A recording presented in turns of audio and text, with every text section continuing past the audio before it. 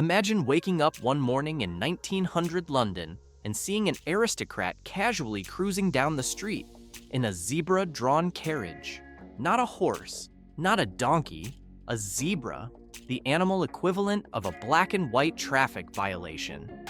But behind that bizarre spectacle lies a story of human ambition, scientific confusion, colonial failure, and one very sassy animal that simply refused to be domesticated. A dream, pulled by stripes. When an English aristocrat proudly rolled through London in his zebra-powered carriage, he wasn't just showing off his wealth. He was showing off the kind of confidence only a man wearing a monocle could have. This wasn't transportation, this was a full-blown flex. For decades, Europeans had been obsessed with the idea that Africa wasn't just a place to conquer land, but a place to conquer new animals, preferably ones that could pull their stuff without complaining. But colonial dreams met a tiny villain, biting flies. These insects didn't just bother horses, they treated them like all-you-can-drink blood buffets. Some flies could drain half a liter of horse blood per day, which basically turned every horse into a walking juice box. To make things worse, they carried diseases that wiped out entire stables. For colonial armies depending on horses to move supplies, this was catastrophic. Horses were dying, carts were stuck, and human soldiers found themselves hauling equipment like unpaid interns, desperately hoping for a good performance review. Meanwhile, zebras were out there living their best carefree safari lives, practically immune to the diseases that wrecked European animals. They might look like horses at a distance, but up close they acted like the neighborhood kid who climbed trees, bit people, and still somehow never got in trouble. Naturally, Europeans stared at zebras the way a broke university student stares at a full-ride scholarship. With desperation and unrealistic optimism, the German Empire even declared zebras predestined for military needs, which was a bold opinion about an animal whose favorite hobby is kicking lions in the face. But sure, let's put a saddle on that and see what happens. Meet the man who thought zebras could be tamed. Enter Fritz Bronsart von Schellendorf, a German colonial officer with a mustache of great confidence and a brain full of questionable ideas. Around 1900, he made the boldest claim of his career. He would domesticate zebras. It was like announcing you're going to train cats to work in customer service. Ambitious, admirable, impossible. Bronsart convinced officials to hand him money, land near Mount Kilimanjaro, and, most impressively, enough freedom to create what he believed would become the world's first zebra ranch. At the time, scientists were already confused by zebras. Why the stripes? Why the aggression? Why the attitude? Bronsart, however, shrugged off these mysteries with the confidence of a man who had clearly never met a zebra.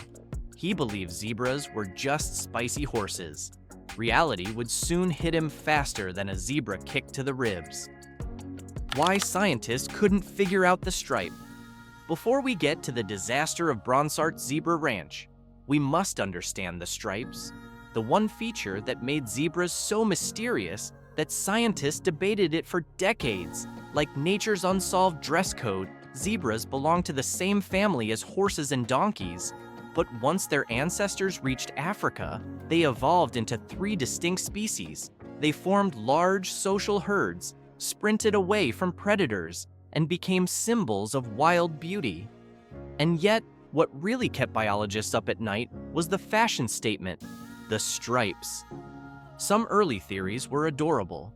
One idea claimed the stripes helped zebras tell each other apart socially. But other equids, like horses and donkeys, managed to recognize their friends without looking like barcode decals. Another theory said the stripes acted like a built-in cooling system. The idea was that black stripes would heat up, white stripes would stay cool, and tiny air currents would swirl between them like natural air conditioning. It sounded clever, until scientists studied actual zebra hides and found nothing. No breezy swirl, no temperature trick, just a zebra being comfortable and scientists being disappointed. Then came the dazzle camouflage theory. Maybe zebras confused lions into thinking they were optical illusions. But lions, it turns out, aren't blinded by zebra fashion. They see zebras as grayish blobs until they get close. Then they see dinner. Considering how often lions catch zebras, this theory was declared as useful as a chocolate helmet. Anti-fly camouflage. But one theory finally stood strong. The stripes repel biting flies. And oh, it gets wild. Zebras have extremely short hair, much shorter than horses, which makes it easier for flies to stab them with their needle-like mouth parts. So why weren't zebras constantly being drained like equine juice boxes? Experiments revealed a surprising answer. When scientists covered horses with striped rugs, flies panicked. They refused to land. They approached awkwardly. They overshot like bad pilots. In some cases, they crashed right into the animal because the pattern messed with their depth perception. Zebra stripes essentially said, "You can try to bite me, but good luck landing, buddy." More experiments showed that flies circled horses, zebras, and zebra-patterned horses equally. But when it came to landing, they avoided stripes like a toddler avoids vegetables.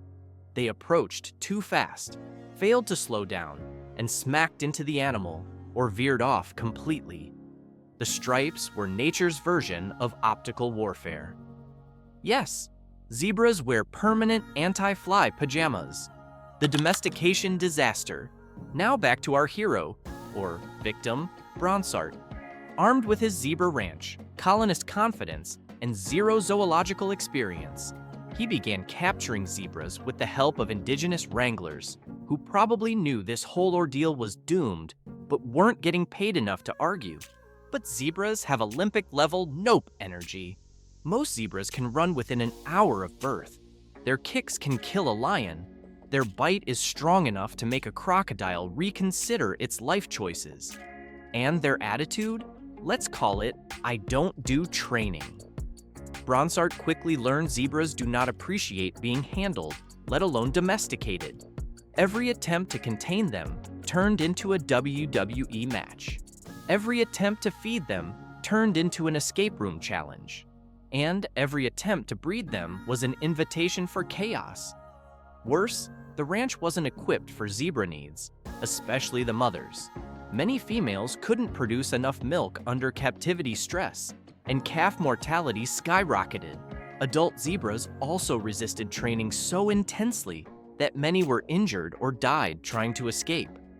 Within 1 year, Bronsart burned through a 5-year budget.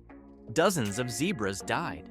No progress was made domestication-wise, and Bronsart aged emotionally by at least 20 years. His dream dissolved faster than colonial funding, and the zebra ranch became an expensive lesson in maybe leave wild animals wild. The legacy of the untamable zebra. When all was said and done, European attempts to domesticate zebras became a peculiar chapter in history, one filled with ambition, optimism, confusion, and spectacular failure. Today, zebras still run wild across Africa, beautifully striped, wonderfully chaotic, and proudly uncontrollable. They never became the cavalry mounts colonists dreamed of. They never became transportation animals. They never dragged carts through cities, except for that one fancy aristocrat who pulled it off once, probably because his zebra was bribed with treats. But what zebras did become is even better. Living proof that nature sometimes designs creatures that refuse to play along with human plans. Their stripes remain one of evolution's coolest tricks. Their attitude remains unmatched, and their refusal to be domesticated remains iconic.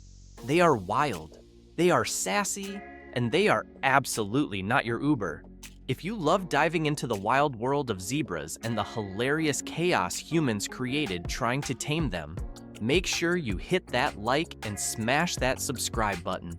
Thanks for watching, and remember, some animals are meant to be admired, not saddled.